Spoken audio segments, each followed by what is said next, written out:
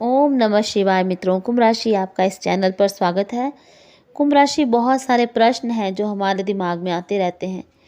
इनमें से ही एक प्रश्न का उत्तर आज लेकर आई हूँ। कुंभ राशि, भगवान श्री कृष्ण जी ने एक बहुत ही अच्छी बात कही है। अगर आप भगवान श्री कृष्ण का लचीलापन देखना चाहते हैं, उनकी फ्लेक्सिबिलिटी देखना चाहते हैं, तो इस बात में देखें, उनसे सीखें फ्लेक्सिबिलिटी क्या होती है। एक बार की बात है, जब मायासुर इंद्रप्रस्थ की रचना कर रहा था। वह बहुत ही भव्य, बहुत ही सुंदर रचना कर रहा था। इस रचना को देखकर युधिष्ठिर जी डर गए। मेरे भाइयों, मैं तुमसे कुछ कहना चाहता हूँ कि इंद्रप्रस्थ इतना भव्य मत बनाओ कि दुनिया के लोगों को जेलसी हो, घृणा हो, ईर्ष्या हो। इतना बड़ा दिखावा मत करो कि दुनिया आपसे द्वेष करे। युधिष्ठिर ने समझा कि भगवान श्री कृष्ण के विचार बिल्कुल मेरे जैसे ही होंगे, क्योंकि मैं सबसे बड़ा हूँ और ये मेरे विचार हैं, तो सबके विचार भी यही होंगे। फिर चारों भाइयों को बुलाया गया। फिर चारों भाई बोले कि ठीक है भैया, जो आप कहते हैं, पर एक बार माधव यानी श्री कृष्ण जी से भी राय ले लेते हैं। वे क्या कहना चाहते हैं, हम उसकी बात सुन लेते हैं।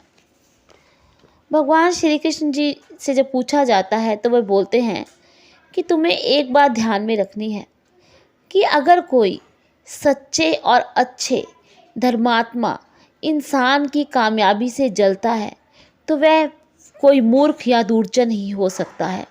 लेकिन अगर आप अपना विकास करेंगे, आप खुद की ग्रोथ करेंगे, तो राजा का गर्व तो उसकी प्रजा होती है, उसका धर्म उसकी प्रजा होती है।